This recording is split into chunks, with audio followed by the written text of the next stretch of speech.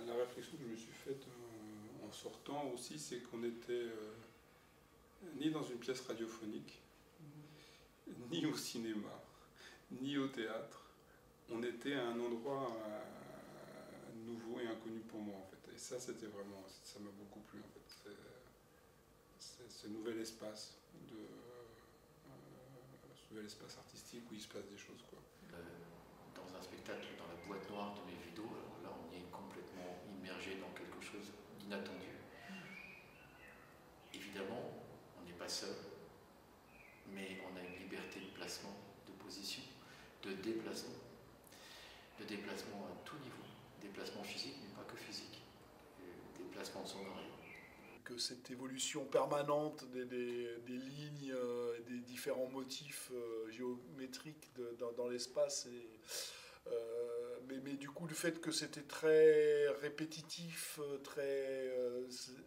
faisait qu'il y avait presque un côté hypnotique quand même, ouais, voilà, ouais.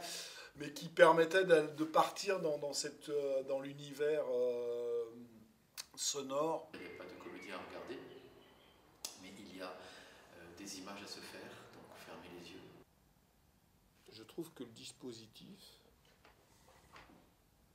est un dispositif hospitalier. Mais en même temps, c'est doux. C'est ça qui était assez étrange, je trouve ça assez doux. J'ai trouvé ça très doux. Une grande douceur. À des moments, le texte est fort, hein, mais globalement, j'ai ressenti une grande douceur et un apaisement. Je dirais peut-être les noirs merveilleux. J'adorais aussi cette sensation d'être aux aguets aussi tout le temps. Je crois qu'aujourd'hui, c'est important de proposer des espaces. C'est un geste aussi politique que de proposer des espaces qui permettent des espaces d'attention. Moi, ce qui m'a touché, finalement, c'est qu'il y a des espaces définis, spectateurs, acteurs, musiciens. Mais en même temps, on a la possibilité de franchir et de voir, tout en restant dans son espace qui est de spectateur. C'est intéressant. Oui. Je pense que c'est du merveilleux, c'est ça aussi. On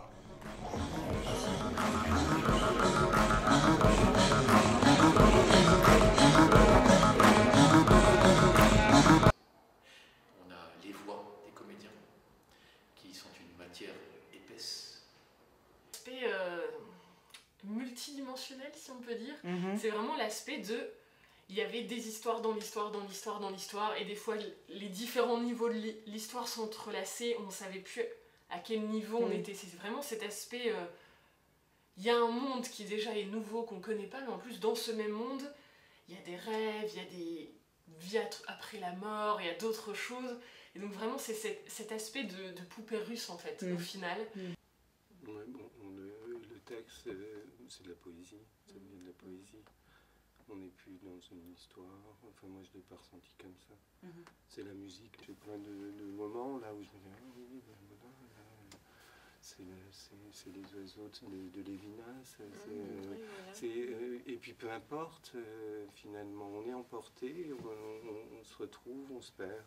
Oui, ou même de décrocher, même, de partir vraiment. Et c'est très agréable de s'approcher un peu de quelque chose qui au départ est très étrange. Le dispositif, il permet au spectateur de s'échapper. Et puis bon, il y a cette écriture plurielle, quoi. C'était pour moi c'était un soulagement, quoi, de ne pas me retrouver devant une scène traditionnelle avec des décors. Là on pouvait parler de vraie scénographie aussi et de vraies utilisations des médiums actuels, etc. Association permanente avec une parole imageante. C'est ça quand même qui était merveilleux, c'est qu'il y a tout un imaginaire qui s'est créé en fait à l'intérieur de moi. J'étais présent et en même temps j'étais dans mon imaginaire et en même temps il y avait les autres. Il y a une délectation dans le fait de marcher dans le sonore, dans le mot, dans la musique du mot. Et là, plus que tout autre spectacle, la musique du mot est encore plus ressentie. J'ai bien aimé la position d'être un peu aveugle. Mais en tant que spectateur, il y a quelque chose d'innovant. Il faut oser faire du théâtre non visible. Le lendemain était un vendredi. Mavlido se mit à flâner interminablement sur Memorial Avenue. Et on le partage avec les autres. Et ça, je note vraiment l'importance d'être à côté d'autres spectateurs et de vivre quelque chose de particulier, un moment particulier.